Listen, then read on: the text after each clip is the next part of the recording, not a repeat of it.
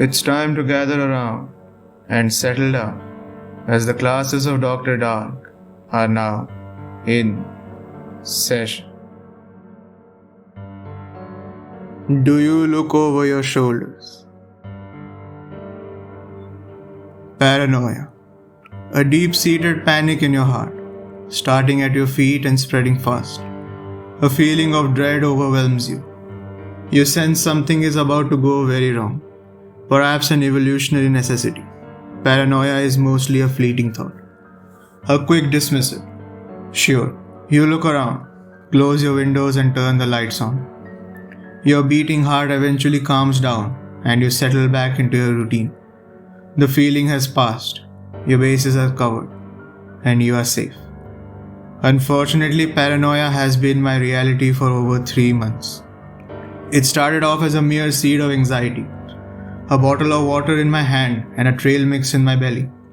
I was hiking from my friend near Marshall Lake, my personal slice of heaven, with a sweltering afternoon heat rubbing against my poorly applied sunscreen.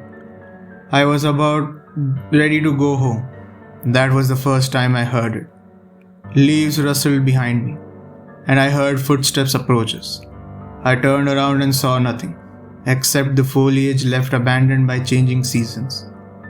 My mind started jogging with possibilities for about 10 seconds. An animal, perhaps. I grabbed my pepper spray for reassurance and called out to Nate, who was soon walking by my side as a momentary comfort. A week after that, and the seed had grown into distress. Dad had always taught me to lock the doors and bolt the windows. Living in the city merely reinforced my iron habits. Safety was second nature to me, which is why I found it surprising when I started feeling scared in my own apartment. Watching TV on the couch, I could feel a slight chill behind me, a sudden drop of temperature in my small pocket of the room. In the kitchen, I would feel almost naked, like someone was watching me and every single move I made. I would constantly be looking over my shoulders in the hopes of seeing something, anything at all, but to no avail. Maybe I was stressed. Maybe my loneliness was finally getting to me. Yet, I had been stressed and lonely before and never felt this uneasy. In another week, my routine was completely upended. I would be lying frozen in bed with a sense of panic, like a boulder had been placed on my chest.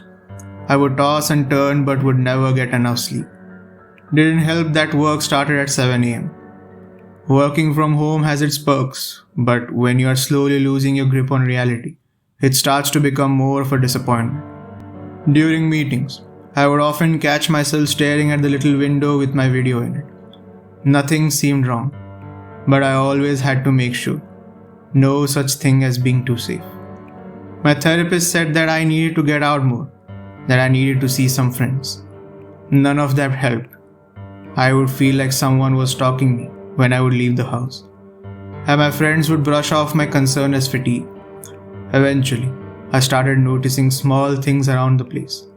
A bowl would go missing. A spoon would fall off that table. The temperature would randomly change. I could no longer blame this on my cat or coincidence. It started to feel like there was a pair of eyes in every corner of my room, looking at me, judging me, and trying to communicate with me.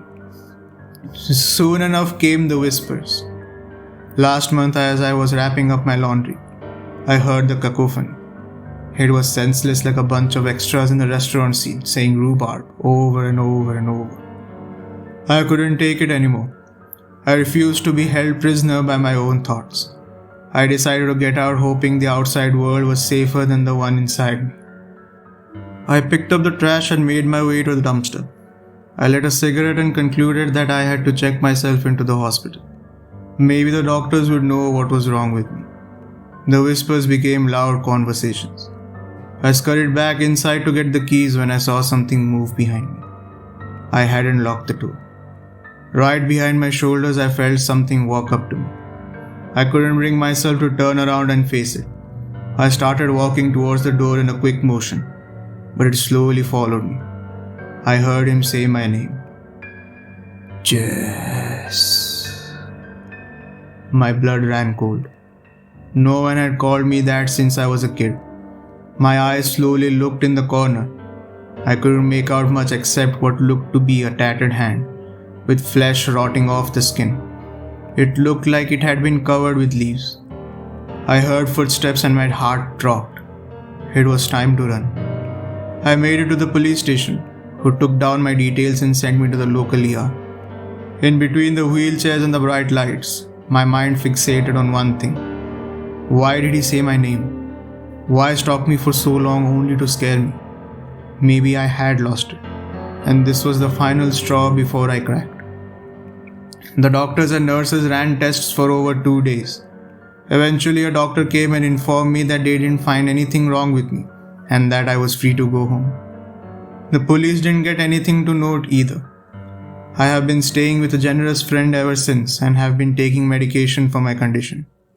Since that day, I have not looked over my shoulder in fear of what could be waiting there. Your attendance has been recorded. Make sure to follow me on social media on your way out. Do feel free to submit your own stories by visiting my subreddit, and I will be happy to narrate them. Lastly, tune into my podcast to listen to my narrations on the go, anytime and anywhere. You will find the links to everything in the description below. With this, until next time, class dismissed.